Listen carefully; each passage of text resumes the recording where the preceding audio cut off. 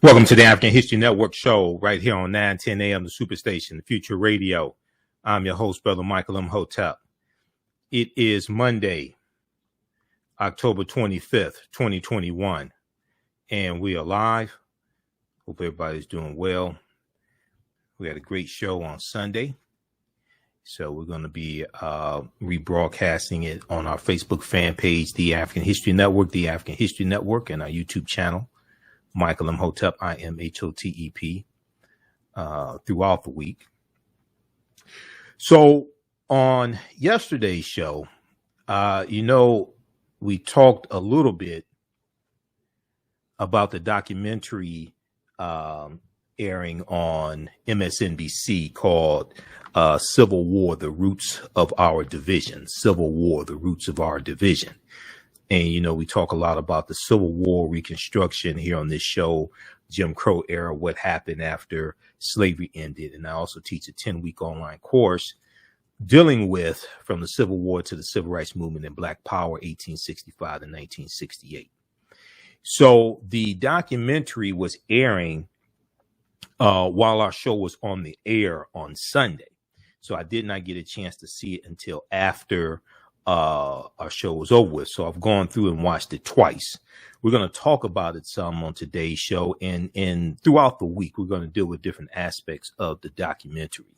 Okay, so did you see it on MSNBC? Is also streaming on Peacock, the NBC streaming service is also streaming on Peacock. It's called Civil War, The Roots of Our Division. And one of the things that they talked about different aspects of the Civil War and how, depending upon which region of the country you live in, the way the Civil War was taught in your school was different. And they talked about the lost cause, which we've dealt with before on this show. They talked about some different aspects of the Civil War, which we've talked about here previously on this show. But one of the things they dealt with, and we're going to talk about tonight, is the myth of the happy slave, the myth of the happy slave. And they dealt with how one of the biggest pieces of propaganda regarding the Civil War is the movie Gone with the Wind, the movie Gone with the Wind. Okay. Clark Gable. And we know you had, Hattie McDaniels, and Hattie McDaniels wins an Oscar for Best Supporting Actress. I think it was in 1939. And Butterfly McQueen, the movie Gone with the Wind. And this movie Gone with the Wind romanticized slavery, but also romanticized the South and the aristocracy and the genteel life of the South, the Southern wealthy plantation owners who had happy slaves, things like this. Okay, so we're going to talk some about that. Did you see the documentary Civil War, The Roots of Our Division? We're going to discuss it some. Give us a call, 313-778-7600, 313-778-7600. If you saw it, what'd you think about it? We're going to talk about different aspects of it throughout the week. And one of the people featured in the documentary is one of my friends, Dr. Greg Carr, chair of the Afro-American Studies Department at Howard University. I didn't even know he was going to be in the documentary. I was watching it, and there at Howard University, I see Greg. I said, I need to call Greg, because I said, I want to get him back on the show also. We've had him on the show before. But he's a panelist every Thursday on Roland Martin Unfiltered. I'm on every Friday on Roland Martin Unfiltered, usually every Friday. But Dr. Greg Carr did a really good job, of course, in the documentary as well. Okay, now, one of the things they talked about in the documentary, we dealt with in class on Saturday. My class from the Civil War to the Civil Rights Movement and Black Power, 1865 to 1968. They talked about the Clinton, Mississippi massacre of 1875. And I didn't even know they were going to talk about it in the documentary. We dealt with that on Saturday in the class. So we'll talk some about the Clinton, Mississippi massacre on tomorrow's show. But one of the things we're going to talk about today is the anniversary of the St. Bernard Parish Massacre in Louisiana, the St. Bernard Parish Massacre in Louisiana during Reconstruction, October 25th, 1868, October 25th, 1868. Okay, so we're going to discuss that some on today's show as well. All right, now on the African History Network show, we focus on educating, empowering, and inspiring people of African descent throughout the diaspora and around the world, because right now it's corrects wrong behavior. What you do for yourself, what you do to yourself, and what you allow other people to do to you and get away with is based upon what you think about yourself. What you think about yourself is based upon what you have been taught about yourself. What you've been taught about yourself is based upon everything you've read, heard, and seen about yourself. So when you control the radius of a man or woman's thoughts, you can control the circumference of his or her actions, because the mind can't do or teach what it doesn't know. Now, we deal with a number of different topics here on the African History Network show. We deal with current events in history and politics, education, economic empowerment, entrepreneurship, relationships, love, sex, health issues, and much, much more. Sign up for our email newsletter. Text the word Kemet, K-E-M-E-T, to 22828. To sign up for our email newsletter, text the word Kemet, K-E-M-E-T, to 22828. To sign up for our email newsletter. Also visit our website, AfricanHistoryNetwork.com, AfricanHistoryNetwork.com. You can sign up for the email newsletter there as well. Okay, visit our website, AfricanHistoryNetwork.com. You can sign up for the 10-week online course that I teach on Saturdays, from the Civil War to the Civil Rights Movement and Black Power, 1865 to 1968. We do the classes live, 12 noon to 2 p.m. Eastern Standard Time. All the sessions are archived, recorded. You can go back and watch it anytime. So as soon as you register, you can watch the class we just did this past Saturday. Okay, that's from the Civil War to the Civil Rights Movement and Black Power. Okay, I want to jump into this first topic here. So I think overall it was a good documentary. One of the things they did was they were on location in different cities. So part of it was in Mississippi, and they were at a high school in Mississippi and dealing with how the history of slavery is taught in Mississippi. And then at one point they're in Washington, D.C. at Howard University. So they're in the South for part of the documentary. They're up north for part of the documentary. Okay. And I want to go to this clip here. Squeeze this in before we go to break. I want to go to this clip here. This is from Morning Joe, MSNBC. We're going to go to clip one here in just a second, Shakita. This is from Morning Joe on MSNBC. They interviewed the director and the producer of the documentary. They interviewed Rachel Boynton and Erica Dilday. Okay. Erica is the producer. Rachel is the director. Rachel is white. Erica is African-American. This is the documentary Civil War, The Roots of Our Division.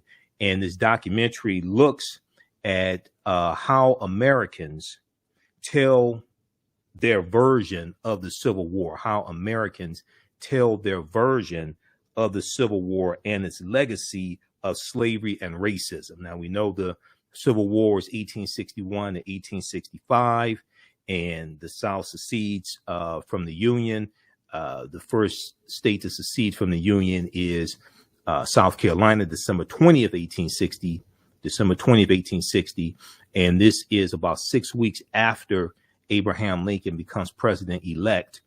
And he is of the Republican Party, which is a newly formed political party formed just 6 years prior in 1854 to be the counter to the Democratic Party at the time. And the Republican Party was made up largely of groups of abolitionists. All right. The executive producers on the film are Dr. Henry Louis Gates Jr. and actor Brad Pitt. Okay, let's go to this clip, Shakita.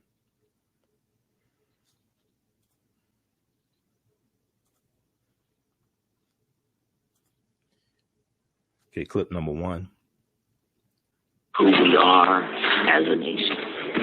I don't think that slavery and the Civil War and Jim Crow should be forgotten. You don't really hear the word slavery or slaves from Mississippi. I guess the simple term is whitewash. You're telling stories that aren't true about my ancestors. We all should learn the real history because we think we know, but we don't.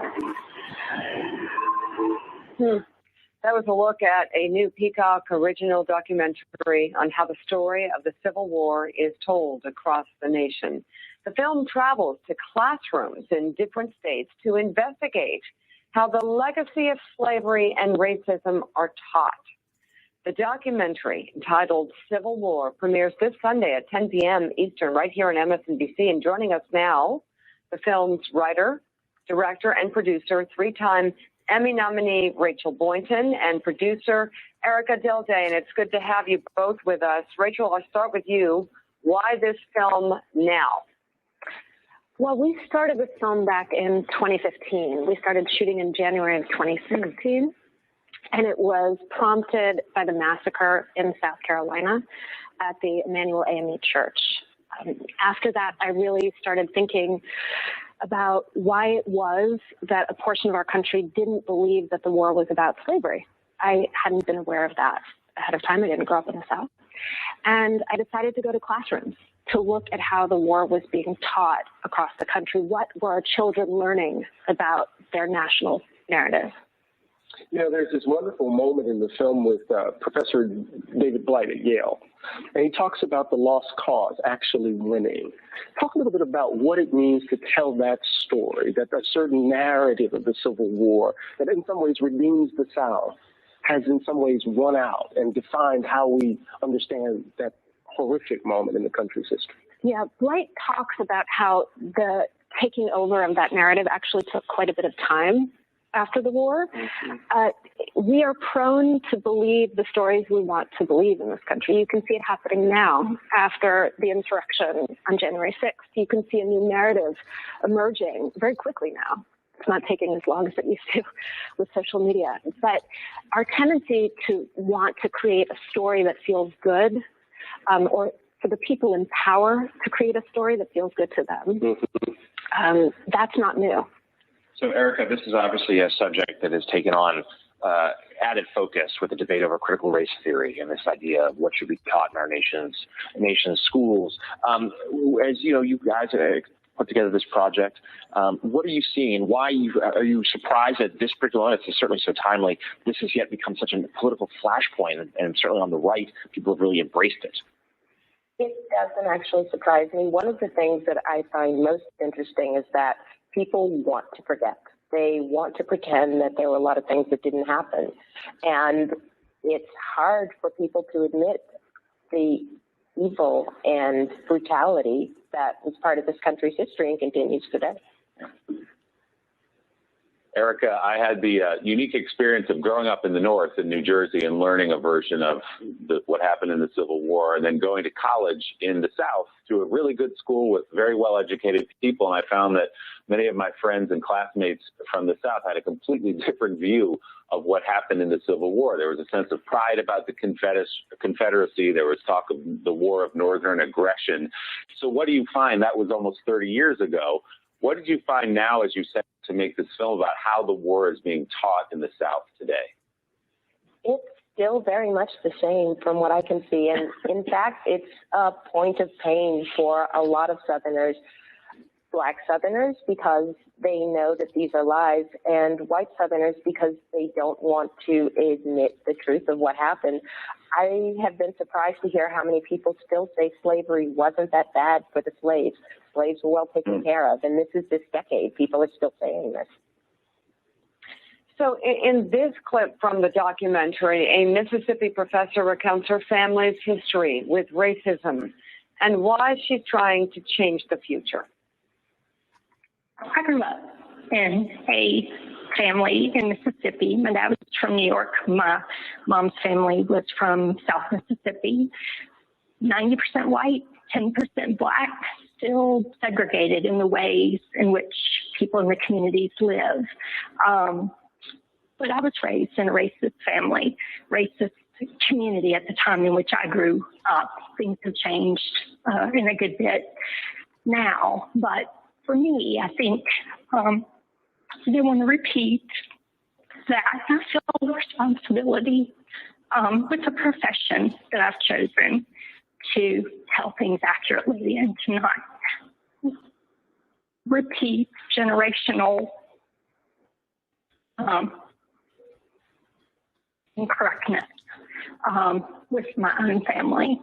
I want to do something different. What's so powerful about that moment, at least for me, is it captures the intimacy of our hatreds.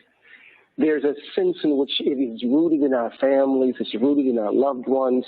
She puts up the marker in Clinton, Mississippi, to mark 1875, an act of extraordinary violence. We think about 1898 and the Wilmington Massacre, but 1875, why was that such an important moment for you in this film? Because it was a powerful moment in the film, at least for me. Shakita, pause it right there. Pause it right there. Okay, we'll come up on the break. We're going to continue this on the other side of the break. They left off with the Clinton, Mississippi Massacre of 1875, and that's shown. They talk about that in the documentary. We're going to talk about the Clinton, Mississippi Massacre on Tuesday's show. I talked about it on Saturday in my online class. We're coming up on the break. We'll continue this on the other side of the break. You can give us a call, 313-778-7600, 313-778-7600 is the call-in number. Did you see the documentary Civil War on MSNBC? What you think about it?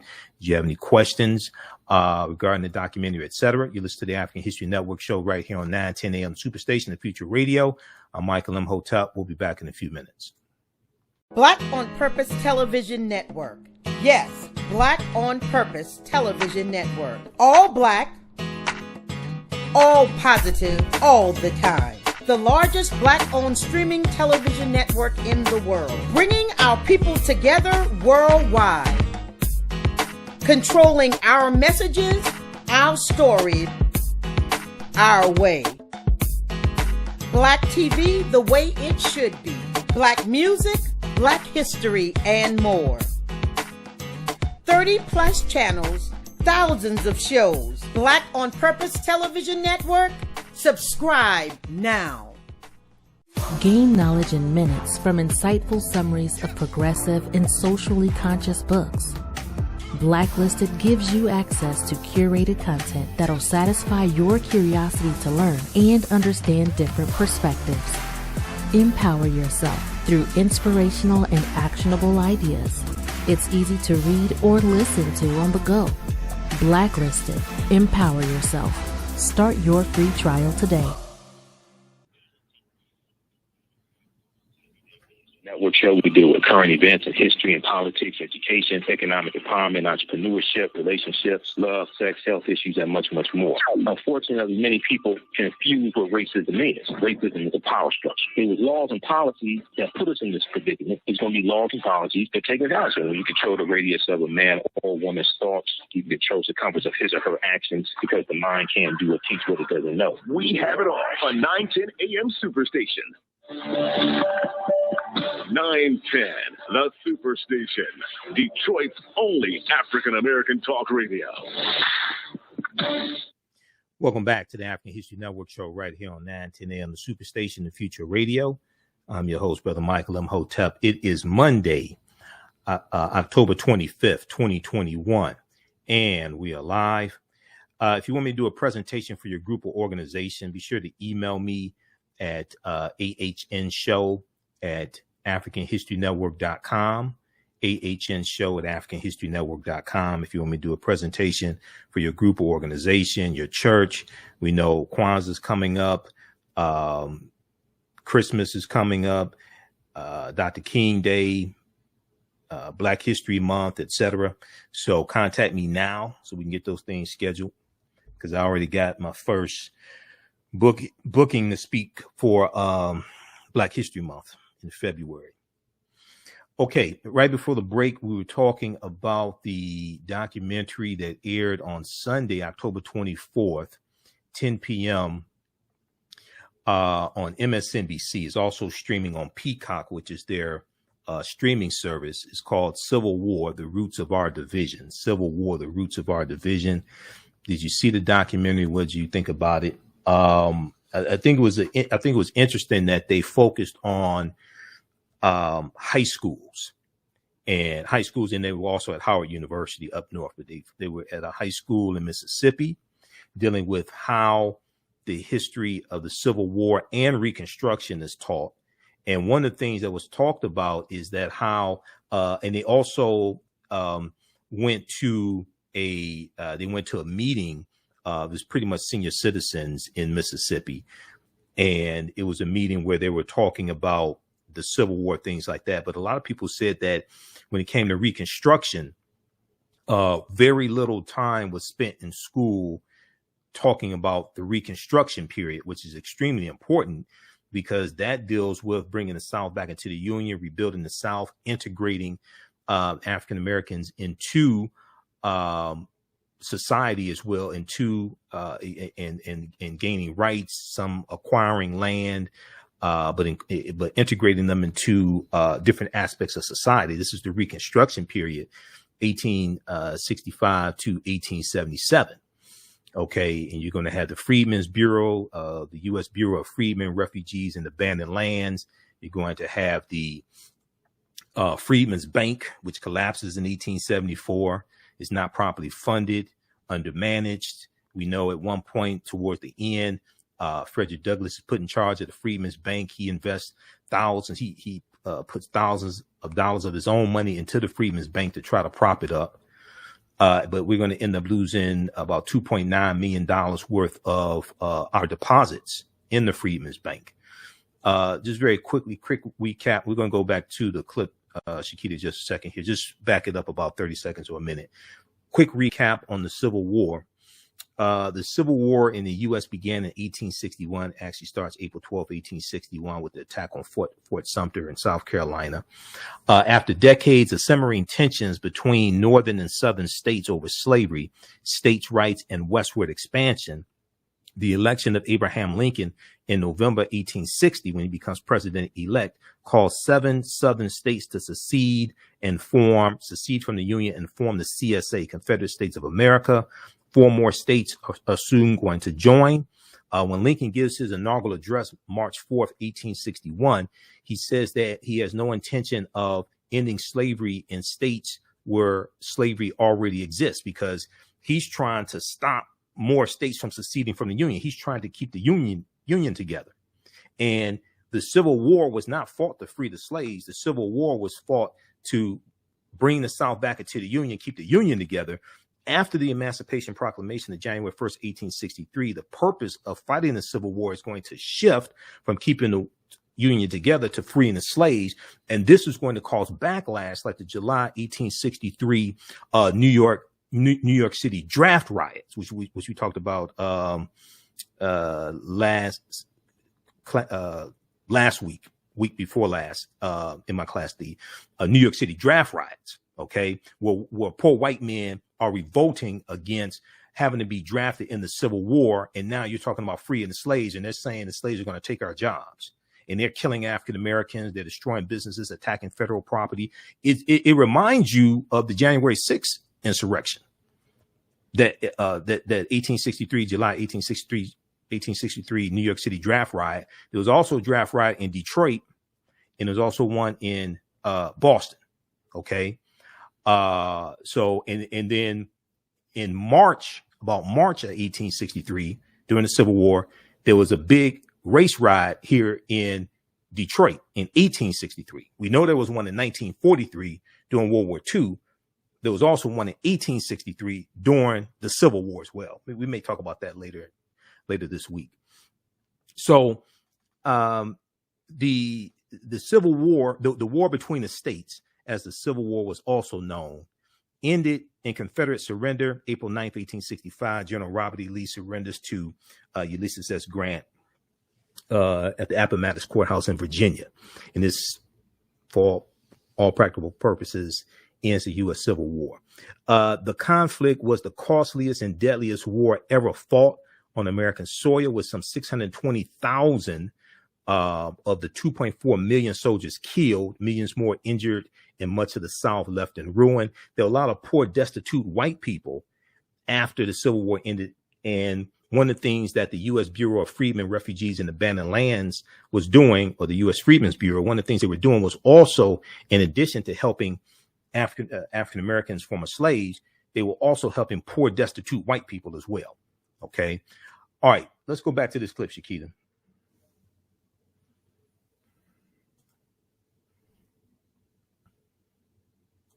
extraordinary violence. We think about 1898 and the Wilmington Massacre, but 1875, why was that such an important moment for you in this film? Because it was a powerful moment in the film, at least for me as I watched it. That story was essential to have in the film. It was very hard to figure out how to film silence.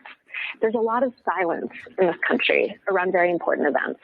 And knowing what image you can capture, who you can talk to in order to make those silences felt and real, I was very lucky to find Melissa Jones and to be able to tell the story of that marker, because it clarifies what has been denied, the violence, the white violence that has been denied over time. Erica, I'm wondering what your best hope, and you can continue with your thought as well as you answer this, but what young people in America will take away from this film. I think one of the things that they will take away, hopefully, is very simple, that if we don't understand our history, then we're doomed to repeat it.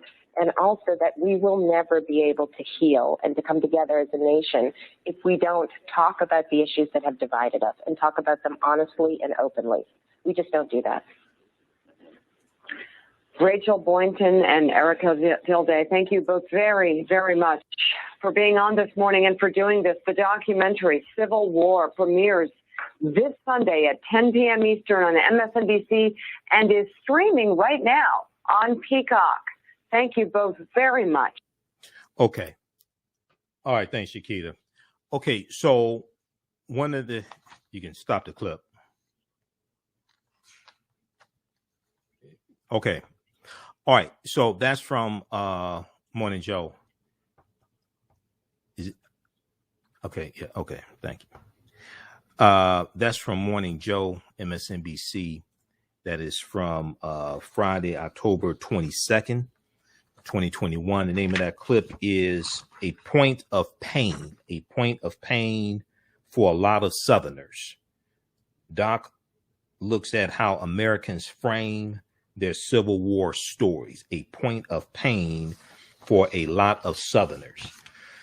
Now, one of the things that was talked about in the movie, and I thought it was very interesting, they actually showed a clip of it.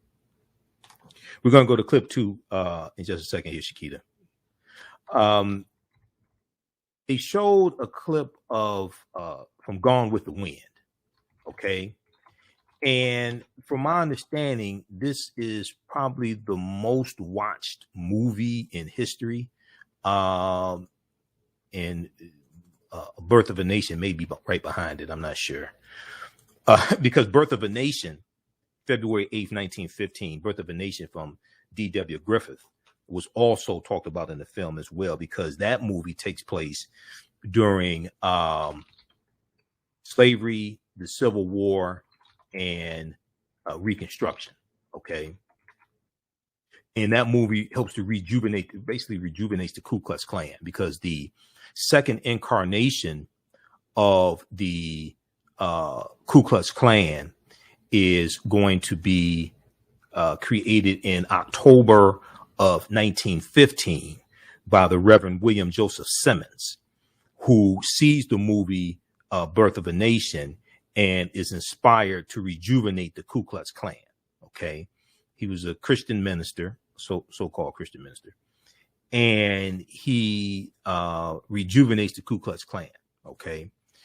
One of the things they talk about in the film is the movie Gone with the Wind, and how the movie Gone with the Wind promotes the myth of the happy slave, the kind slave owner, and it promotes these stereotypes. Okay.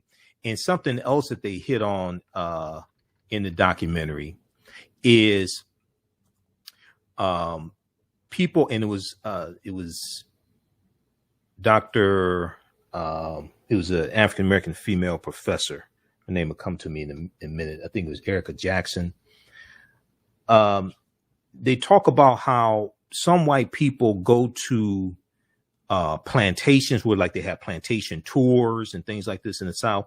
Some white people go to plantations to get married. some white people go to plantations to get married, and one of the things they dealt with in the film is how, in the documentary, is how they would have these tours of southern plantations where slaves were owned. But slavery is not really talked about on these tours on southern plantations where slaves were owned. And you have some white people who will get married at these plantations because of this myth, because of this lost cause myth and these revisionist history from movies like Gone with the Wind that romanticize slavery, romanticize the antebellum South before the Civil War. And you have, images of belles, the female belle, and Southern gentlemen and things like this. And they showed a scene from Gone with the Wind that showed the white children on the plantation, the white children laying in the bed, and it was a African-American slave child with some leaves they were using as a fan to fan them while they are asleep.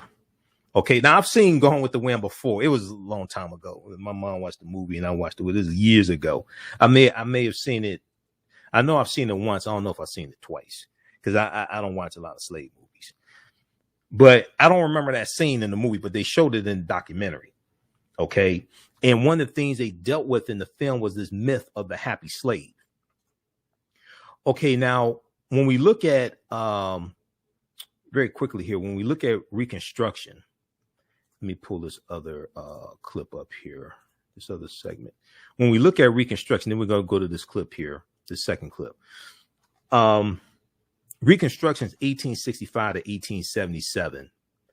And the Civil War destroyed the institution of slavery and ensured the survival of the Union and set in motion economic and political changes that laid the foundation for the modern nation, wrote historian Eric Foner in his book, Reconstruction, America's Unfinished Revolution, 1863 to 1877. During Reconstruction, the United States made its first attempt to build an egalitarian society on the ashes of slavery. In the documentary, Dr. Greg Carr, my friend Dr. Greg Carr, chair of the Afro-American Studies Department at Howard University, he said that Reconstruction was a period of time when African Americans were showing white people how to have a democracy, how to have a real democracy. And we know there's about 2,000 because we're voting during Reconstruction. Okay. We know even before the 15th Amendment of 1870 is ratified in 1870, some of us are voting. African American men are voting, and we elect about 2,000 African American men to elected office throughout the South. Okay, and some in the North also. In South Carolina, the majority of the state legislature in South Carolina during Reconstruction is going to be African American men. We know you're going to have Hiram Rhodes Revels, who was a U.S. senator from Mississippi. Okay, he gets appointed in 1870. Okay, Hiram Rhodes Revels, and now you have actually there's this piece from the Zen Education Project because October 16th was the anniversary of African Americans joining the House of Representatives. Okay, I'm going to pull this up here from the Zen Education Project. But all this they deal with these different aspects in the documentary.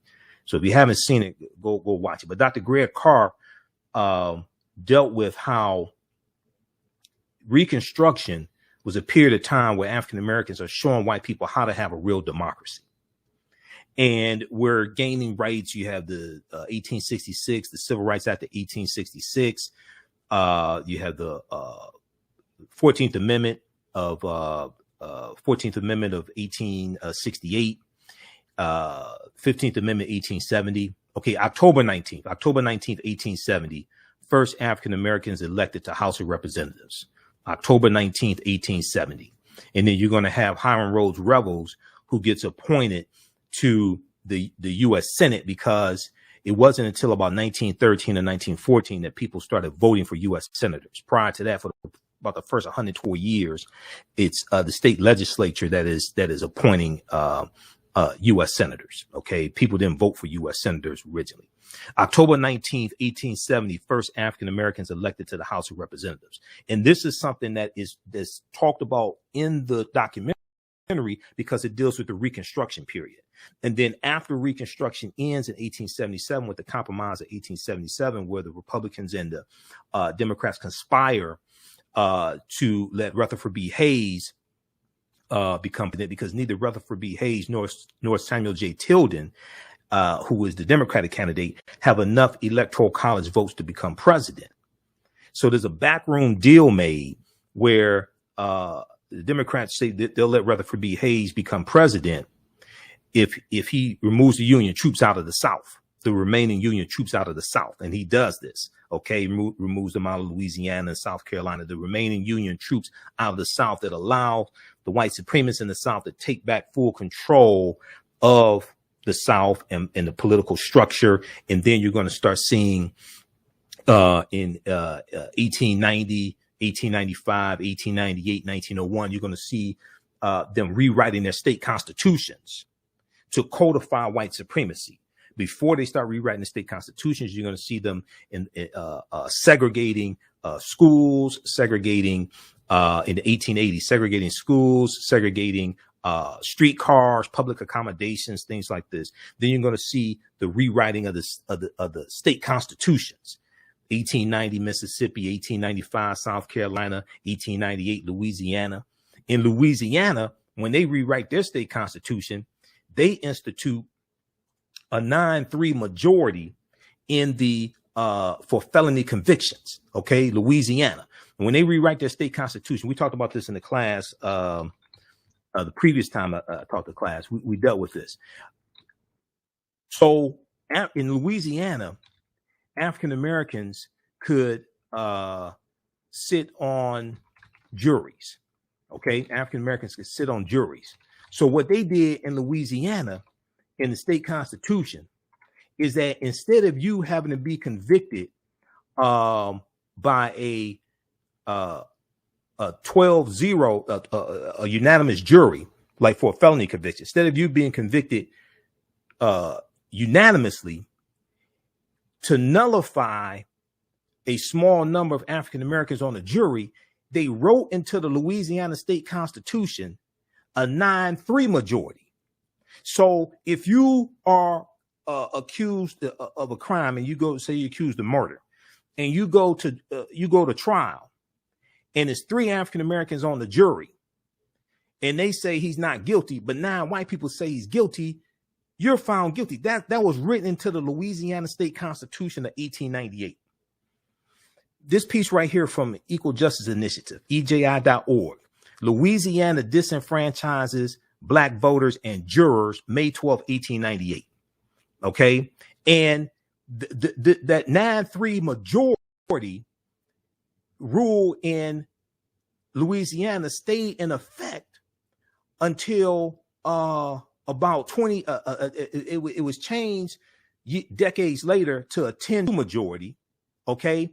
And then it was just changed to a 12-0 unanimous ruling in 2018. The 1898 Louisiana Constitution also eliminated the requirement of unanimous jury verdicts, allowing as much as a 9-3 split to still stand as a conviction. Allowing as much as a 9-3 split to stand as a conviction. Because the U.S. Constitution now prevented states from wholly barring African Americans from jury service, this provision was enacted to render small numbers of Black jurors inconsequential. This was written, it's after Reconstruction ends, the white supremacists are rewriting the state constitutions, legalizing poll taxes, literacy tests, in some cases, like in some cases, property requirements. Okay, in I think it was Louisiana in their state constitution, they're saying that you also have to own property. Okay, they're codifying white supremacy into these state constitutions. This provision was enacted to render small numbers of black jurors inconsequential. Thomas Seams, a former Confederate senator and head of the convention's jury committee, praised the provision for success in its goal, quote, to establish the supremacy of the white race in this state to the extent to which it could be legally and constitutionally done, end quote. When you go read their statements that they're making at their state constitutions, they're talking about codifying white supremacy. They're saying they're doing this to exclude the Negro, like in Mississippi, like White County Judge Solomon Saladin Calhoun said in 1890 at their state convention to rewrite the state constitution. He said we are here to exclude the Negro. But they talk about how they're doing this to codify white supremacy. Quote, to establish the supremacy of the white race in this state to the extent to which it could be legally and constitutionally done, end quote. The 1898 Louisiana Constitution eliminated federally enforced voting rules that enfranchised black men in Louisiana during Reconstruction. As a result, the number of black registered voters dropped from 130,000 before the new Constitution to just 5,000 by 1900. Okay, so the new Constitution went into effect in 1898 Louisiana. Prior to 98, you had 130,000 registered African-American voters. 2 years later, 1900, you got 5,000 registered African-American voters. By 1904, the number had dropped to just 1,000. This is after the Compromise of 1877, which ends Reconstruction. Throughout the southern states, disenfranchisement laws targeted black communities for generations. For generations. Louisiana's 1898 Constitution was revised slightly in 1913, but most of the restrictive language remained until 1972. The non-unanimous jury rule remained in effect for more than a century, meaning that to be convicted of a felony, you don't have to have a unanimous jury. It doesn't have to be 12. It could be 9. Okay? Until Louisiana voters approved a constitutional amendment to abolish it in November 2018. They changed it decades later to a 10-2 majority. You could still be found guilty of a felony.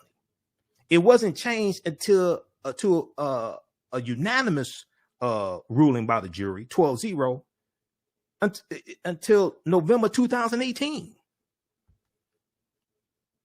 Politics is the legal distribution of scarce wealth upon resources and the writing of laws, statutes, ordinances, amendments, and treaties, their adoption, interpretation, and enforcement.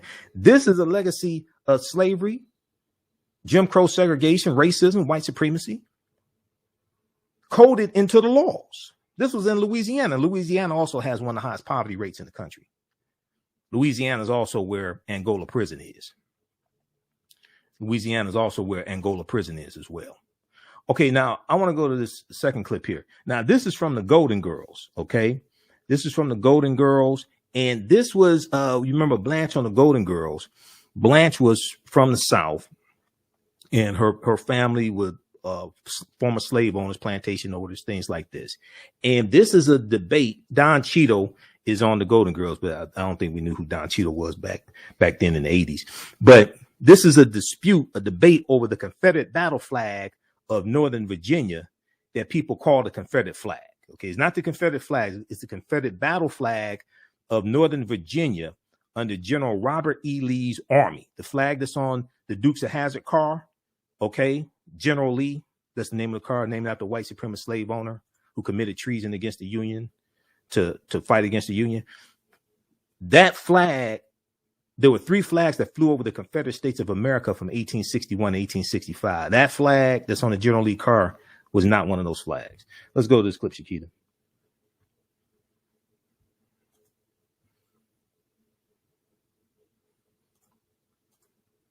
It's clip 2. It's on Facebook.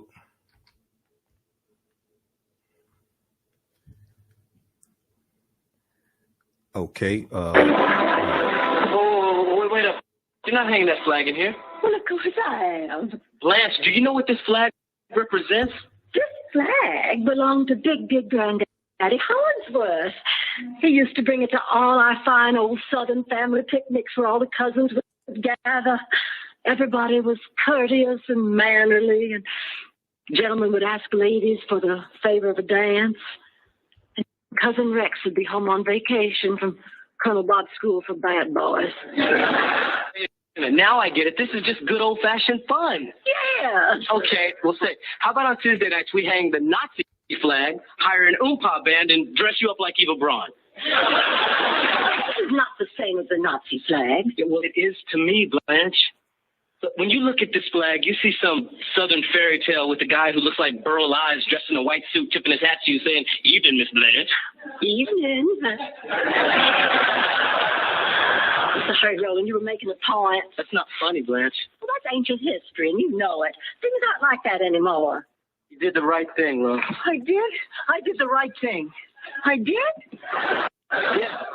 Sometimes what you believe is more important than business. Although what some people believe is unbelievable. Now, Roland, I am not some kind of bigot because I love this flag and I resent that implication. You just stop that right now. Oh, yes, ma'am, Miss Devereaux. Oh, Roland don't want to cause you no trouble at all. You hold on to that one. He's a good one. What did you say? He's a good one. Roland, wait. Hey, Roland, I don't feel like that woman in there. I don't feel that way at all. But can't you see, Blanche, that flag ties what you believe and what she believes together. Look, I'm telling you, the legacy of that flag is alive every time I walk down the street with a group of my friends and I see a white person cross over to the other side because they're afraid. Or look, when I'm in the elevator with somebody like you and you're all huddled over in the corner wondering what I'm going to do, sometimes I just want to go, just to break the tension.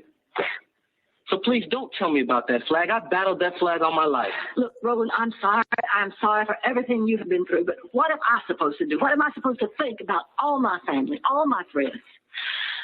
All right. When I was in school, maybe I was a little less sensitive than I could have been. Yeah, but I was just doing what all my friends were doing. They were my friends. And we were just acting like everybody we knew acted. Oh, when I had my first baby, well, the hospital was packed, and I had to share a room with a young black woman. George made a big stink about the accommodation. She had to have heard him. I know her baby was as cute as mine. Cuter, in fact. Rebecca was an ugly baby. Turned out fine. Ugly baby. You can get an idea of how she looked if you catch Sophia some morning with her teeth out. The point is, what am I supposed to do and think about my family now? What am I supposed to think about all those people I love? What am I supposed to think about me? Everything I grew up believing in, all my wonderful memories, they're all tarnished now by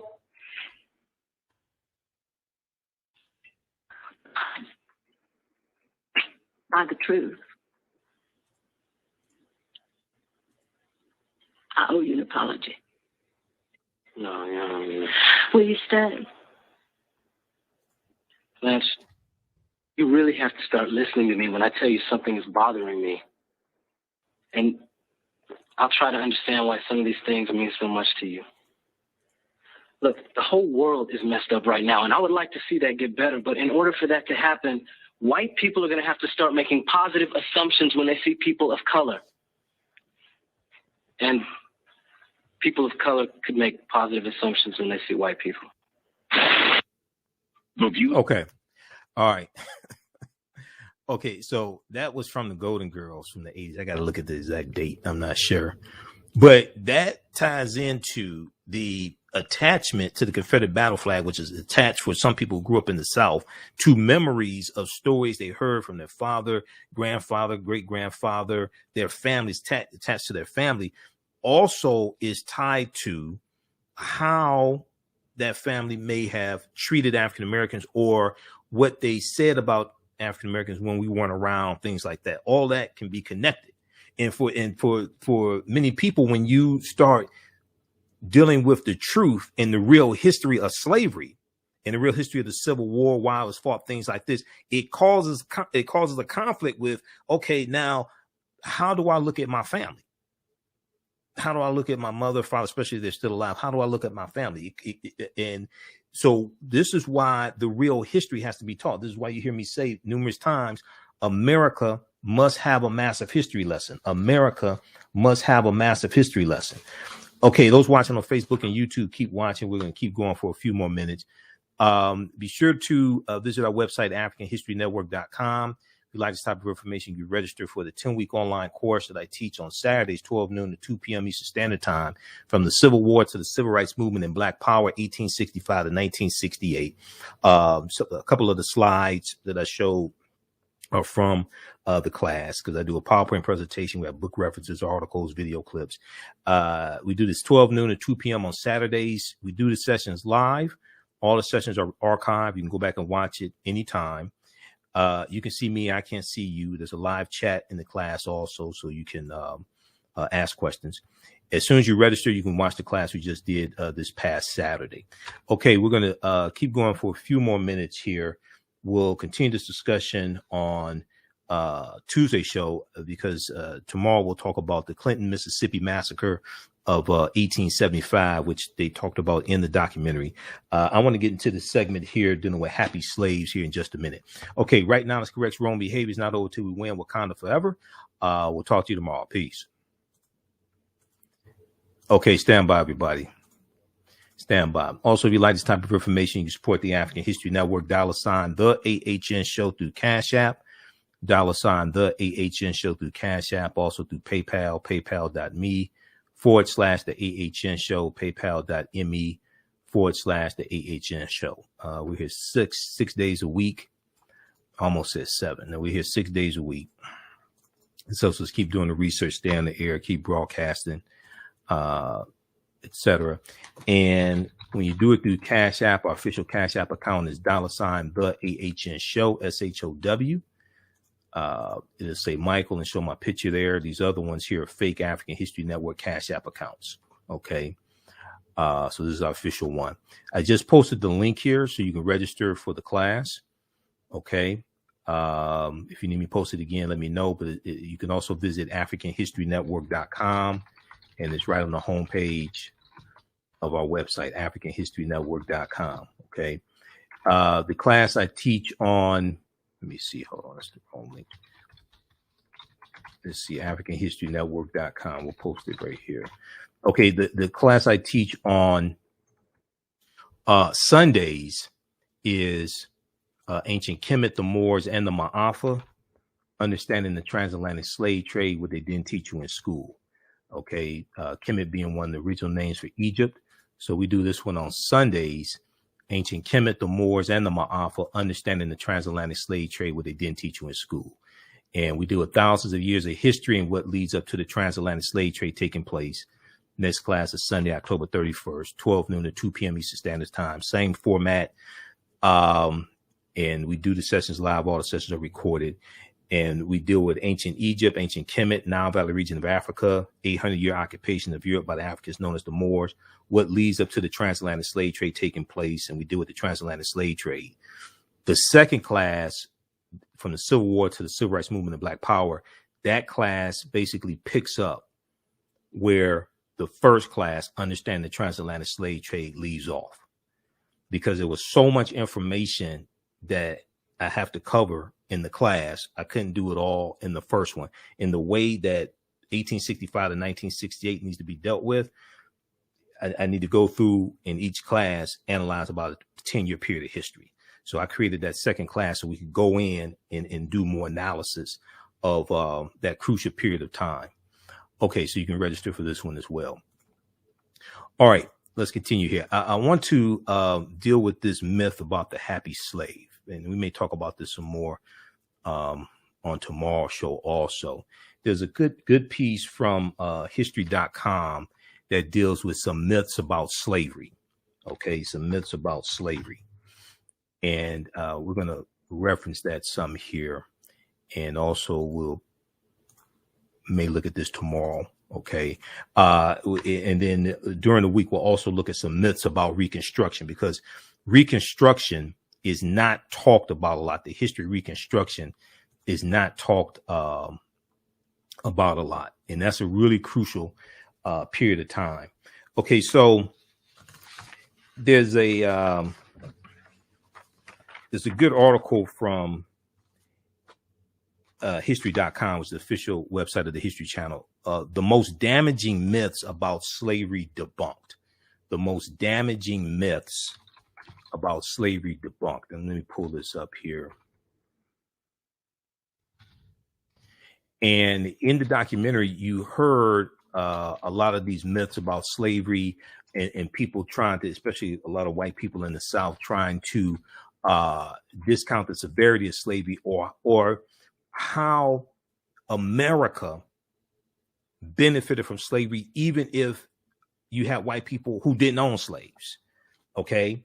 Only about a quarter of the white people in the South owned slaves, but there were at least 262 skills, trades, and crafts that African people had in this country from 1619 to 1865. They're not just producing cotton. They're producing coffee, tobacco.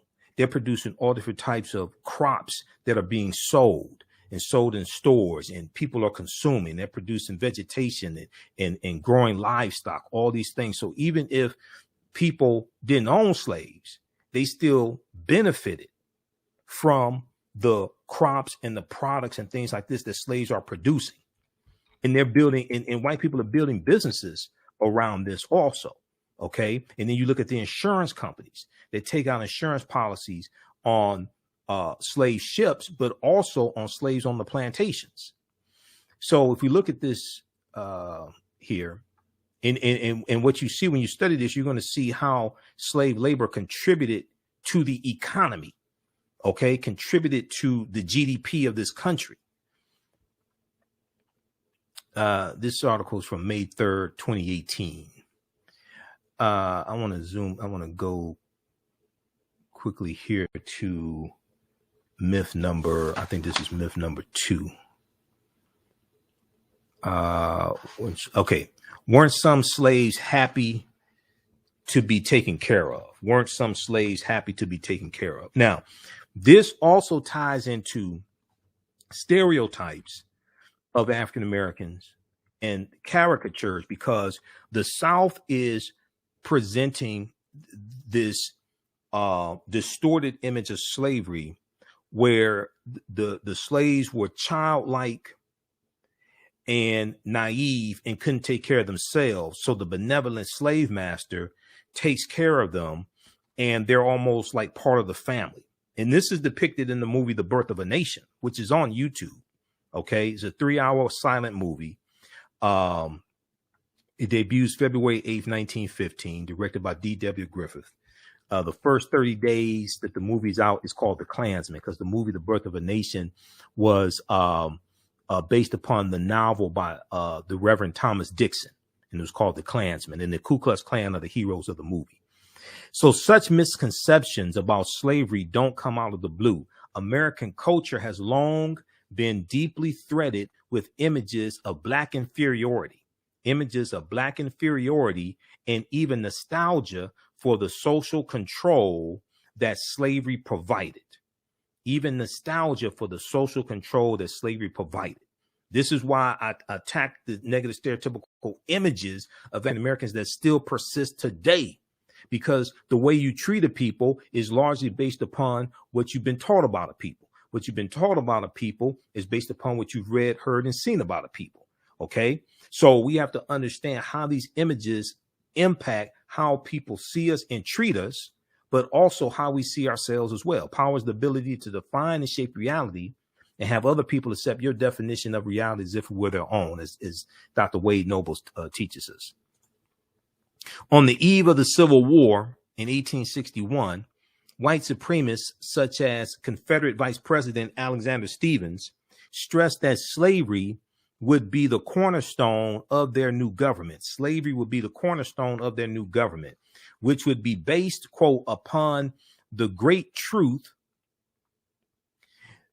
that the Negro is not equal to the white man, that slavery subordination to the superior race is his natural and normal condition, that slavery subordination to the superior race is his natural and normal condition, end quote.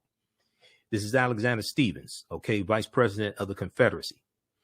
It was an attitude that would be continually reinforced in textbooks that have glossed over the nation's systemic violence and racism in the countless damaging cultural expressions of blacks in entertainment, advertising, and more.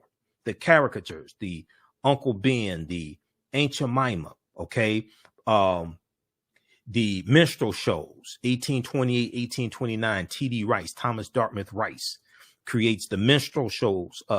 He becomes known as the father of the minstrel shows, and he creates the Jim Crow character. Turn around, jump around, I jump just so. Every time I turn around, I jump Jim Crow. He creates the Jim Crow character, and he puts on tattered, torn clothing, and he becomes known as the father of the minstrel shows. And the minstrel shows become the number one form of entertainment, or one of the top forms of entertainment in the country. And the minstrel shows are popular in the South and the North. Okay, the minstrel shows are popular in the South and the North.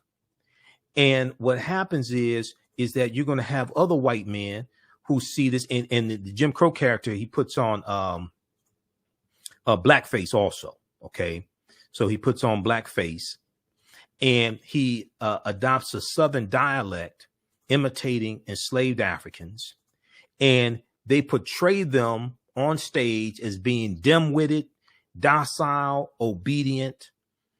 Okay, and this reinforces this stereotype of the happy slave, but it also reinforces a stereotype that African Americans cannot be independent, and they have to be cared for by white people. They have to be slaves because the South called it the peculiar institution. They call it the peculiar institution, and they said that Africans were not smart enough to take care of themselves, so they create these stereotypes to reinforce dim-witted African Americans, and that the benevolent slave master will take care of them, and they will do work on the plantation and things like this. And everybody's happy, because they said that if you don't have this system of slavery, then the Africans are going to be on their own. There's going to be havoc. They're going to rape your women. There's going to be crime, all of this. So the peculiar institution of slavery has this checks and balance system, and it makes everybody happy. This is the argument that the South is making. And also, after the Civil War ends, the South wants to bring back slavery also. This is the argument that they make again. This is one of the arguments made in the movie The Birth of a Nation, which came out on the 50th anniversary. 1915 is the 50th anniversary of the Civil War ending and the 13th Amendment and slavery ending. So they're making this argument, all hell broke loose when slavery ended. Oh, no, you need to bring it back. That was a good institution. Okay, so now you're going to have T.D. Rice, then you're going to have these other these other minstrel shows, these minstrel show companies, okay, that are going to crop up as well. The Virginia Minstrels are going to be founded by Dan Emmett in 1843 in New York City. Now that's up north in New York City. And the minstrel shows, they're going to travel across the country. They're going to be up north in the South, and it's going to be hugely popular. There was an episode of the TV show The Lone Ranger, and I went through and I watched all 5 seasons of The Lone Ranger, the TV show from like the 1950s. The first 4 seasons are in black and white and the 5th season is in color. There was one episode I remember where it was this white couple, and they're coming back. They were out on the town, and they're coming back home. They're coming back from the minstrel show. They actually say they're coming back from the minstrel show.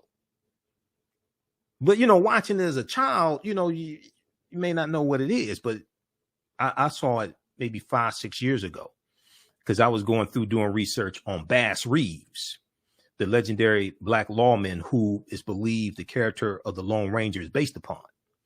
Okay.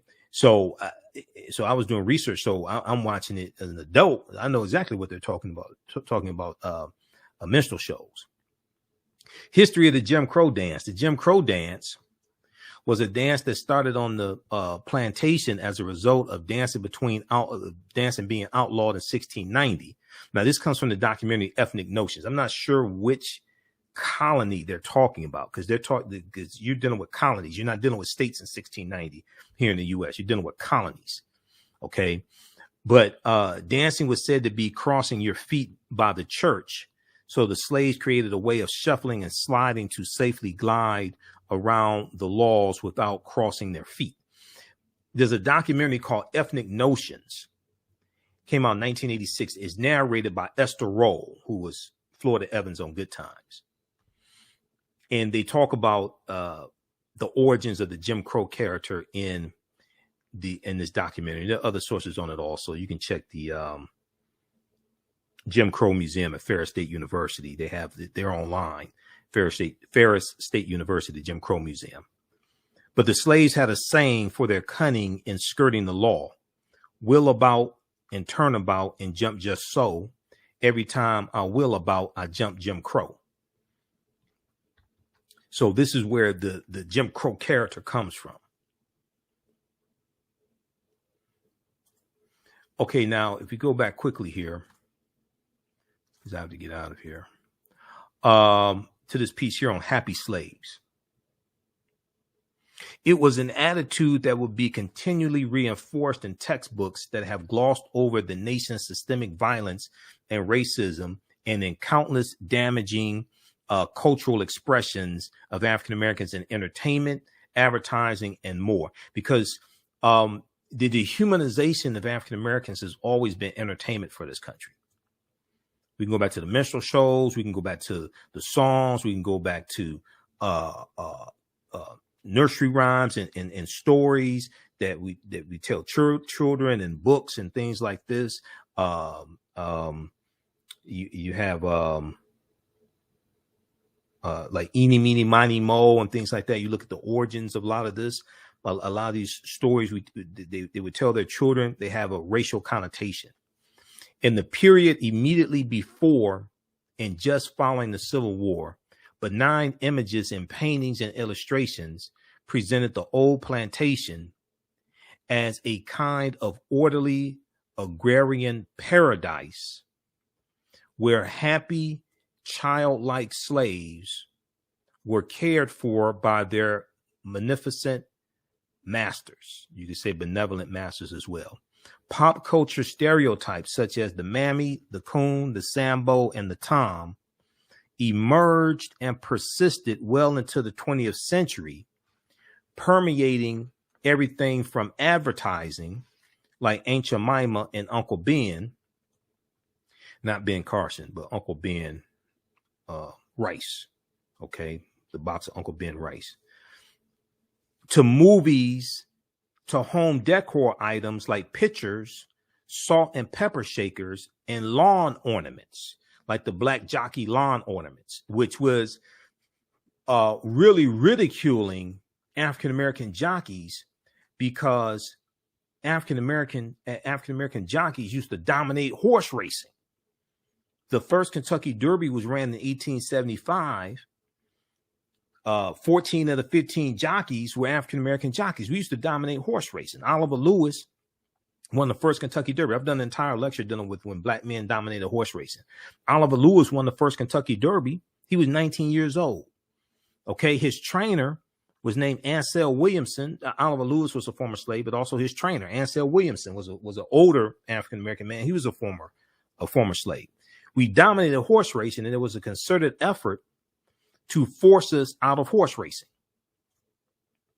So Jimmy Wink Wingfield was the last African-American jockey to win the Kentucky Derby. That was 1902. Jimmy Wink Wingfield. Hold on, let me pull this up. Okay. We'll go to that in just a second here. What we have here. Okay.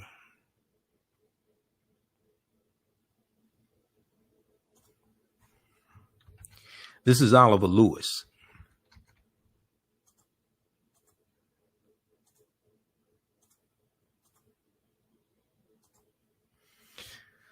So the Kentucky Derby, which is the first of the Triple Crown races, you have the Kentucky Derby, the Preakness, and the Belmont Stakes. Those are the three races that make up the Triple Crown.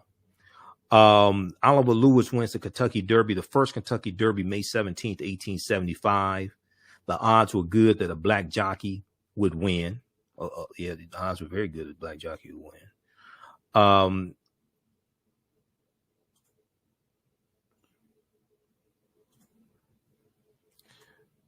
Let's look at when the first Kentucky Derby was ran May 17th, 1875. 13 out of 15 jockeys were African American. Among the first 28 Derby winners, 15 were black. African American jockeys excelled in the sport in the late 1800s, but by 1921 they had disappeared from the Kentucky Derby track. By 1921 they had disappeared from the Kentucky Derby track. And would not return until Marlon St. Julian rode in the Kentucky Derby race in the year 2000. We got pushed out of horse racing. Now, horses were sabotaged. There were threats against the jockeys, the threats against the African-American jockeys. So we got white men became jealous of the type of money we were making, and we got pushed out of horse racing. African-American jockeys' dominance in the world of racing is a history nearly forgotten today. The participation dates back to colonial times when the British brought their love of horse racing to the New World and to the 13 colonies. Founding fathers, or as Dr. Francis Cress Wilson called them, foundling fathers, like George Washington and Thomas Jefferson frequented the track. And when President Andrew Jackson, white supremacist President Andrew Jackson, who signed the Indian Removal Act of 1830. When President Andrew Jackson moved into the White House in 1829, he brought along his best thoroughbreds and his black jockeys, because he's a slave owner also. Because racing was tremendously popular in the South, it is not surprising that the first black jockeys were African slaves.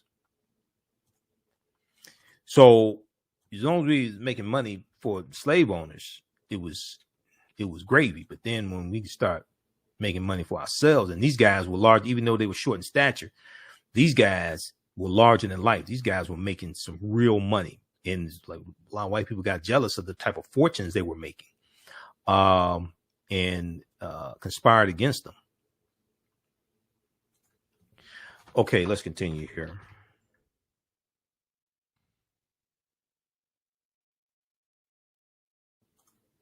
So this is a deep history, because when I hear some people say, oh, African Americans just need to try harder, it's like, wait, hold on. Y'all need to change the laws and be fairer. How about they need to? We're not the ones that need to try harder.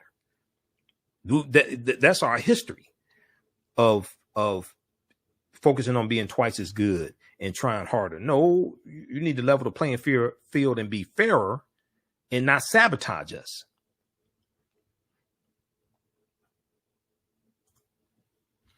So stereotypes like Aunt Jemima and Uncle Ben, movies, stereotypical movies to home decor items like pictures, salt and pepper shakers, and lawn ornaments.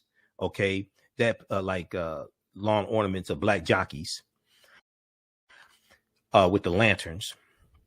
They presented African Americans as cheerful, subservient darkies with bug eyes and big lips often. Okay, so what this is doing is putting these stereotypes into the popular culture. So then it goes into people's subconscious and is ubiquitous, is everywhere. So people believe it and operate based upon these stereotypes. And oftentimes with a watermelon never too far off. Popular paternalistic depictions such as Mammy in Gone with the Wind. The movie Gone with the Wind is one of the most popular movies in history. Gone with the Wind showed slaves as faithfully devoted to their masters and helplessly dependent. This is one of the themes of The Happy Slave, showing dim-witted, docile, obedient slaves that had to be cared for by their benevolent white masters. They were too ignorant to take care of themselves. Okay, so they need us. Okay, popular paternalistic depictions such as that of Mammy in Gone with the Wind showed slaves as faithfully devoted to their masters and helplessly dependent. The consistent message, blacks were better off under white people's oversight. This was the argument the South was making, that slavery was good for everybody. They can't survive without us. They need us. We give them food and shelter, and they do chores around the house and on the plantation, and they sing songs and perform for us, and everybody's happy. They're almost like part of the family. The Reconstruction and Jim Crow eras, and Reconstruction is 1865 to 1877, and Jim Crow eras saw the emergence of an even more damaging stereotype. Blacks as savage, immortal brutes. Because when you study these stereotypes, the black brute, okay, that's going to rape your women, things like this, that is not a dominant stereotype during slavery. Because the dominant stereotype during slavery is that of the happy slave. After slavery ends, then you're going to have a surge of the black brute stereotype saying we need to bring slavery back. Look at what happened when you got rid of slavery. These Negroes are going crazy. As seen in the works of authors such as Thomas Dixon, who wrote the novel Birth of a Nation, and films such as D.W. Griffith's Birth of a Nation, these fear-mongering images of free black men presented them as predatory rapists who, once unshackled, threatened the purity and virtue of white women and needed nothing more than to be contained. Cue the Ku Klux Klan and lynch mobs, because the Klan, this is a scene from the movie The Birth of a Nation. And in the movie they show, now most of the roles of African Americans in the movie The Birth of a Nation were white people in blackface. But the movie shows there's a scene where this black man tries to rape a white female virgin. This movie calls race riots in the streets. We led protests against the movie because we knew it was detrimental to our existence. Okay. And just as you have a surge of white supremacy and things like this now, this was taking place when this movie came out. We knew that this would contribute to that. And this movie calls race riots in the streets. We led protests against the movie, like Charlotta Bass. The NAACP led protests against this movie. Charlotta Bass, who was the publisher of the California Eagle, black newspaper in California, and you have William Monroe Trotter up north in Boston. William Monroe Trotter in Boston. They're going to lead protests against this movie. Okay, because we knew the movie was detrimental to our existence. If we look at, let me see here, where is this? Where we have Trotter.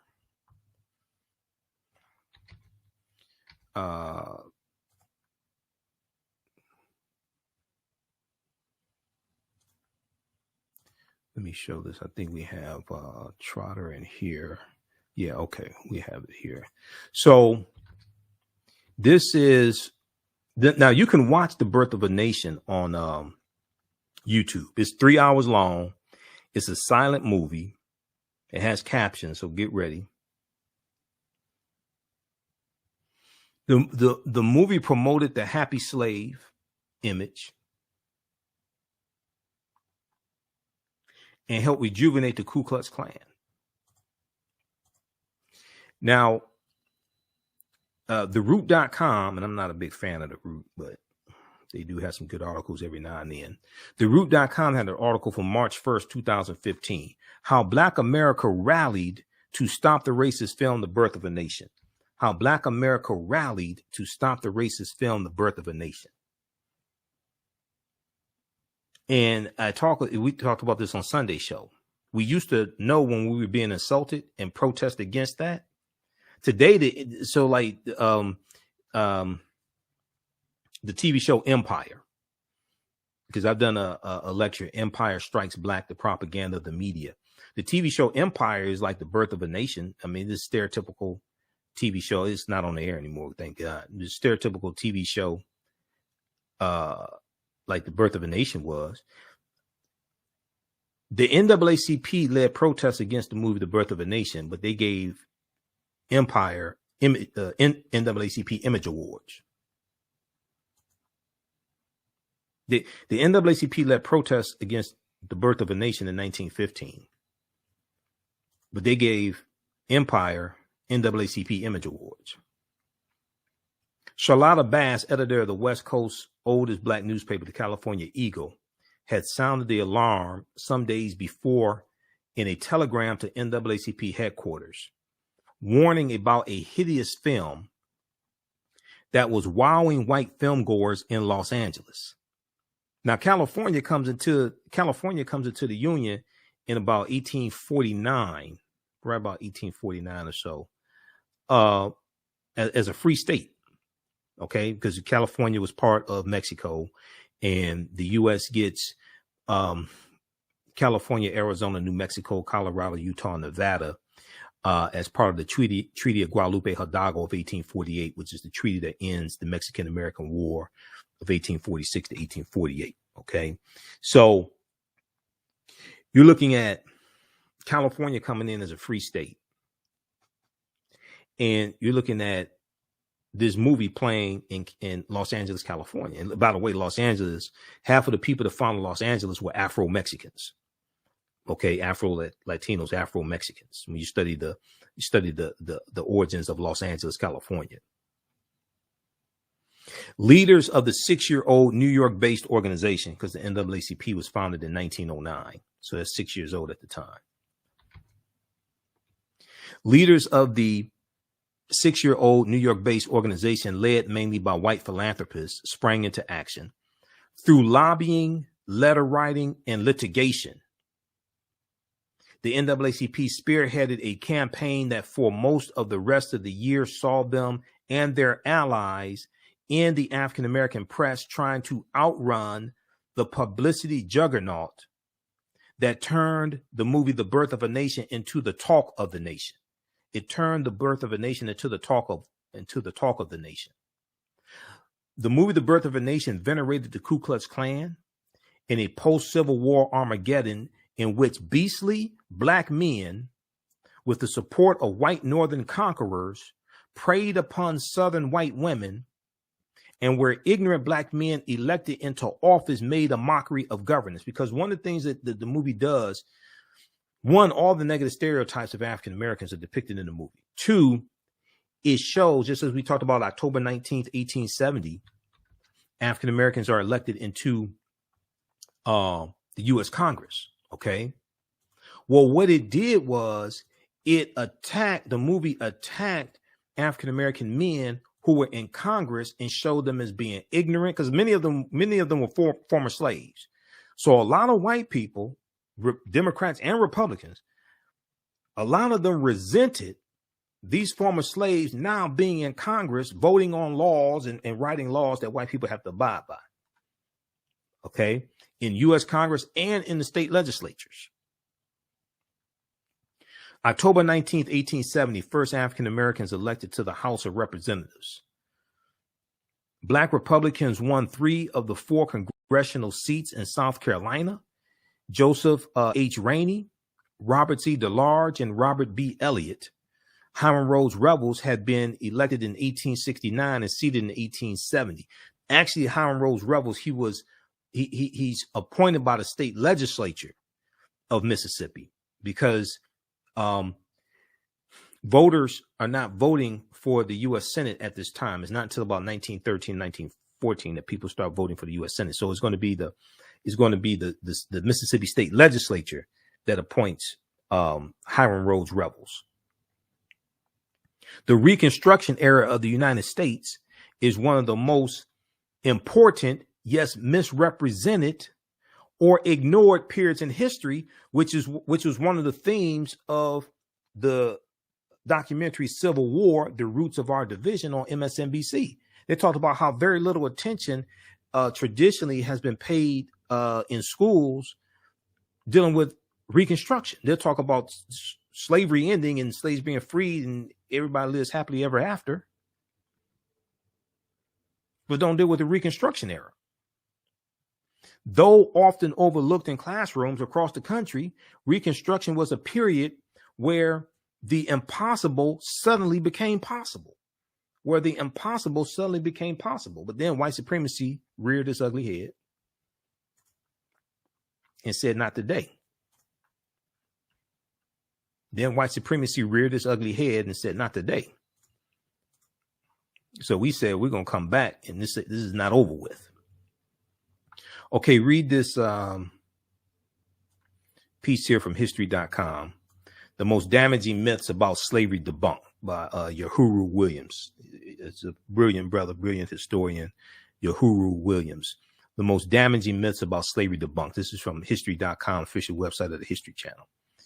And when you read the article, you don't get my commentary. I think it's much better with my commentary and historical analysis, but okay. This is what we're going to do. The piece here on, we're going to look at this here from Zen Education Project dealing with, we'll look at this very, very quickly. We'll talk about this some more tomorrow. October 25th is the anniversary of the St. Bernard Parish Massacre in Louisiana. Okay, 1868. Now, you know, you had the Opelousas Massacre in 1868 in Louisiana as well. All right, but let's look at this very quickly. We'll talk about this some more tomorrow. All right. Who still needs to register for the 10-week online course that I teach on Saturdays from the Civil War to the Civil Rights Movement and Black Power, 1865 to 1968? Let me know, because we'll post a link here. And it's also at our website, AfricanHistoryNetwork.com. So you can register for that and start watching the content. You'll be ready for class this Saturday.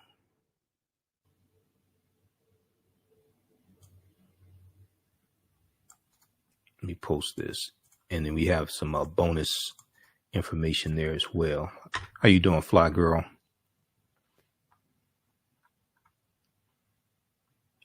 She said, when I was an undergraduate in college, I had a chance to see the original Birth of a Nation. And yes, it shows black men in Congress drinking and the birth of the KKK. Yeah, it shows them eating fried chicken. Shows them eating fried chicken sitting in Congress. It shows all these negative stereotypical images. It's designed to dehumanize them. Okay, and it dehumanizes African-American congressmen, shows them as dim-witted, things like this. So, okay, so we got to vote them out of office. We can't have this. And you have the end of the movie, the Ku Klux Klan puts down a revolt by former Union Negro soldiers. And the Klan saves the nation. The Ku Klux Klan saves the nation. Okay, and they say this is the birth of a nation. The Ku Klux Klan are the saviors. They're the heroes.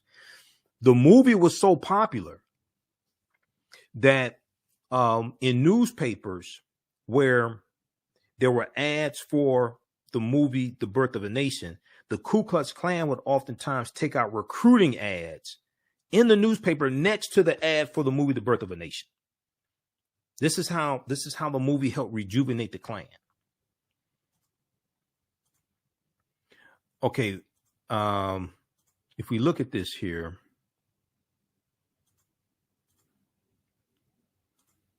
this is dealing with the St. Bernard Parish Massacre. We'll look at this very quickly.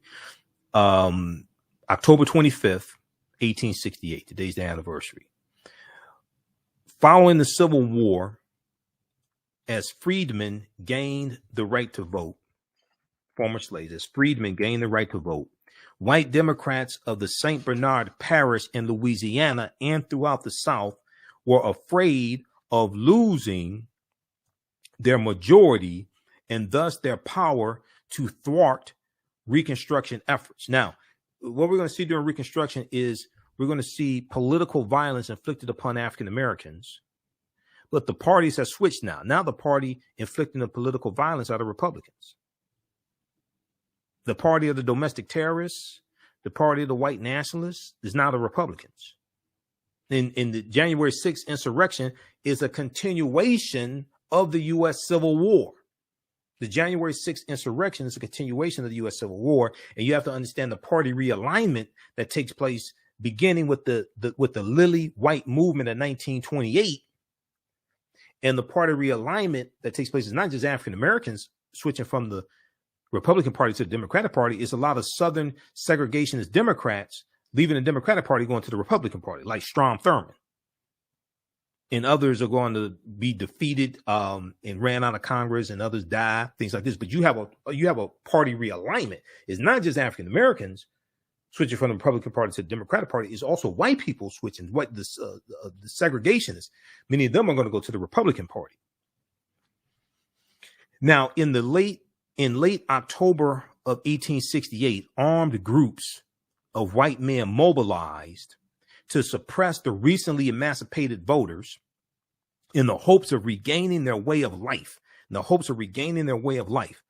turned upside down by the Civil War and Reconstruction. It was just days before the presidential election between President Ulysses S. Grant and Horatio Seymour, Ulysses S. Grant and Horatio Seymour, which would decide the fate of Reconstruction in the South. On October 25th, 1868, the first blood spilled of the St. Bernard Parish, Massacre. Days later, former slave Freedman Lewis Wilson was struck down from his horse and thrown in a makeshift prison by a group of white Democratic vigilantes. Freed people were dragged from their homes and murdered in cold blood. The reported numbers of those killed varies from 35 to over 100. Many who escaped did so by fleeing to sugarcane fields, where they hid for days. Over 60 freed people were arrested after the atrocities, while not a single white perpetrator was questioned. While the gruesome nature of the tragedy was swept under the rug, the implications reverberated throughout the South for generations. Ulysses S. Grant received only one vote in the St. Bernard Parish as Seymour swept the state. As historian C. Rodriguez puts it, Republicans captured the presidency in 1868, but white terror carried the day in Louisiana. Republicans carried the presidency in 1868, but white terror carried the day in Louisiana.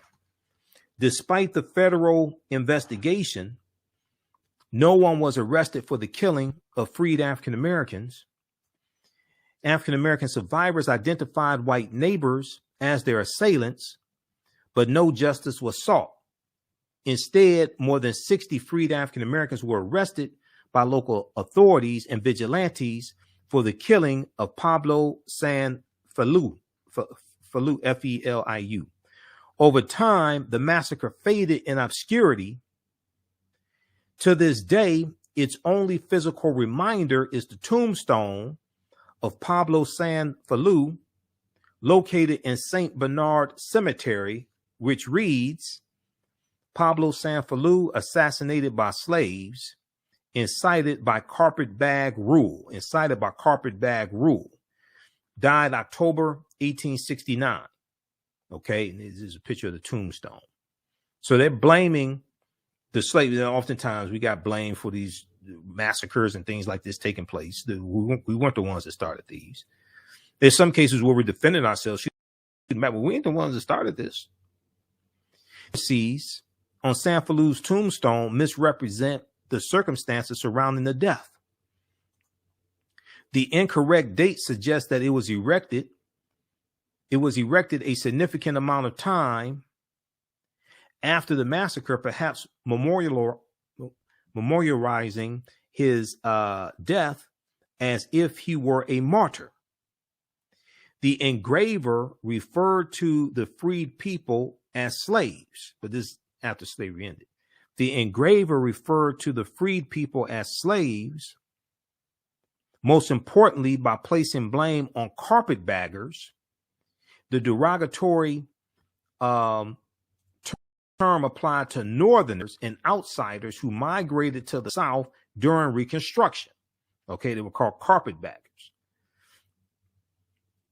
The inscription implies that Sanfilou was an innocent murder victim.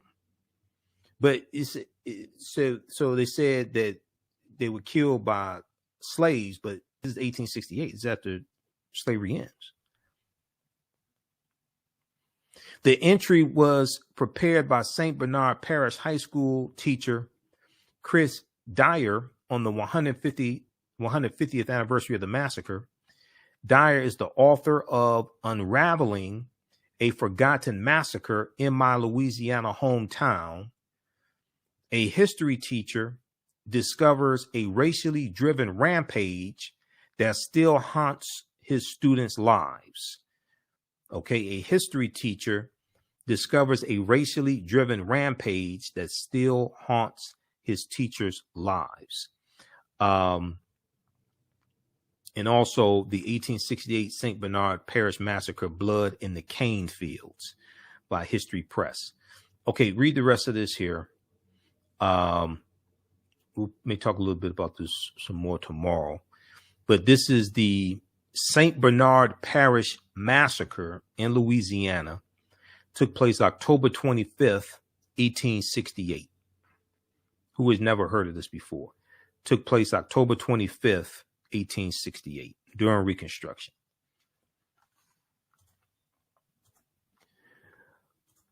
All right. Let's see here. Be sure to register for the 10-week online course I teach on Saturdays from the Civil War to the Civil Rights Movement and Black Power, 1865 to 1968. And then we do the sessions live. All the sessions are archived. You can watch it anytime. You can use it with your children also. I would say the content is PG-13. You can use it with your children. It's visual. It's very visual. And then also on Sundays, we teach 12 noon to 2 p.m. Ancient Kemet, the Moors, and the Ma'afa, understanding the transatlantic slave trade, what they didn't teach you in school. Okay, so that's at AfricanHistoryNetwork.com. Now, all of my DVD lectures and digital downloads are also at our website, AfricanHistoryNetwork.com. And we have this bundle pack here, the Michael Imhotep Black History Month DVD bundle pack. It's 15 of my lectures on all different topics. Okay, 15 of my lectures on all different topics. And we've got everything from dealing with the film Black Panther. It's almost 3-hour lecture I have dealing with the film Black Panther to we have it on the origins of the real history of African American History Month and Dr. Carter G. Woodson. We've got it on the distortion of the legacy of Dr. Martin Luther King Jr. The revolutionary will not be televised on the television. We've got one dealing with Malcolm X and why is he still relevant. This one here deals with the history of the 3/5 Compromise, Article 1, Section 2, Clause 3 of the U.S. Constitution, the 3/5 Compromise, and the history of the Electoral College. This one is really good for entrepreneurs. 13 Forms of Wealth, Redistributing the Pain, Keys to Economic Empowerment and Entrepreneurship for African Americans, because I taught entrepreneurship for 7 years. My degrees in business administration. The Racist History of the White National Anthem and the Pledge of Allegiance. So I deal with the history of the national anthem, written by Francis Scott Key, September 1814, during the War of 1812. And we deal with the origins of the Pledge of Allegiance, written in 1892 by Francis Bellamy, white Methodist minister who was a socialist, by the way, Francis Bellamy. And then I tie all that into Colin Kaepernick's protests. This one here is a double lecture I did with Dr. David Imhotep, who wrote the book, The First Americans Were Africans, Documented Evidence. This is a 4-hour lecture here, Redistributing the Pain, How African Americans Historically Fought with Economic Boycott. So in this lecture, I show actual historic examples of us using different types of economic withdrawal strategies to fight back against white supremacy. You get Great African Women in History, the Mothers of Civilization. Also, it's a 4-hour. This one here is actually 4 hours. A 2 DVD set. It's actually 4 hours. So I deal with some well-known and not so well-known African women in our history from all different time periods. And then also you get this one here. This is a 3-hour lecture I did, Ancient Kemet, the Winter Solstice and the History of Christmas. Ancient Kemet, the Winter Solstice and the History of Christmas. This is not even all of the lectures. It shows all of them when you go here to it on the website. So we deal with the origin, the pre-Christian origins of Christmas, going back to, and trace this also back to ancient Kemet, ancient Egypt, the ancient Egyptian influence. But we deal with the Roman festival of Saturnalia, the Persian festival of Mithra, all of that. Okay, you can buy these individually, or you can buy them in the bundle pack. Okay, that's at AfricanHistoryNetwork.com. All right, and we just posted a link here for the 15 DVD bundle pack. But if you visit our website, we have it there on the home page, and then when you click on the link for the bundle pack, it shows the individual lectures as well. All right, look, we have to get out of here. Remember, at the African History Network, we focus on educating, empowering, and inspiring people of African descent throughout the diaspora and around the world, because right now it's correct wrong behavior. It's not over till we win. Wakanda forever. And also, if you want to advertise with the African History Network, email us at AHNshow@AfricanHistoryNetwork.com. AHNshow@AfricanHistoryNetwork.com. If you want to advertise with the African History Network, current promotion: buy 1 month, get 2 months free. African American business owners. And we take your 30-second and 60-second commercial. We put it into the audio podcast of our shows. And then also when we rebroadcast these shows, the video version of these shows, your commercial will be there as well. In the video version of the show, we broadcast them on our social media platforms. If you don't have a video commercial, we can create one for you at no additional charge. Email us at AHNshow@AfricanHistoryNetwork.com. Our current promotion, buy 1 month and get 2 months free. All right, remember, right now it's correct wrong behavior. It's not over till we win. Wakanda forever. We'll talk to you tomorrow. Peace. On Purpose Television Network. Yes, Black on Purpose Television Network. All black, all positive, all the time. The largest black-owned streaming television network in the world, bringing our people together worldwide, controlling our messages, our story, our way. Black TV the way it should be. Black music, Black history, and more. 30+ channels, thousands of shows. Black on Purpose Television Network. Subscribe now. Gain knowledge in minutes from insightful summaries of progressive and socially conscious books. Blacklisted gives you access to curated content that'll satisfy your curiosity to learn and understand different perspectives. Empower yourself through inspirational and actionable ideas. It's easy to read or listen to on the go. Blacklisted. Empower yourself. Start your free trial today. For 25 years, the Black History 101 Mobile Museum has carried on the rich legacy of the Black Museum movement in America by showcasing original artifacts of the Black experience at colleges, universities, K-12 schools, corporations, libraries, conferences, and cultural events, making it the most traversed Black History mobile exhibit in American history. Dr. Khalid El Hakim is the founder of the Black History 101 Mobile Museum, and he is a highly sought-after public speaker on topics of Black history, social studies, education, museum studies, hip-hop, and race relations. Dr. Khalid was named among the change makers for NBC Universal's Erase the Hate campaign and listed as one of the 100 men of distinction for Black enterprise. He recently founded the Michigan Hip Hop Archive on the campus of Western Michigan University. The Black History 101 Mobile Museum is currently scheduling in-person and virtual exhibits nationwide. For more information, please contact Dr. Khalid El Hakim directly at 313-645-4197, 313-645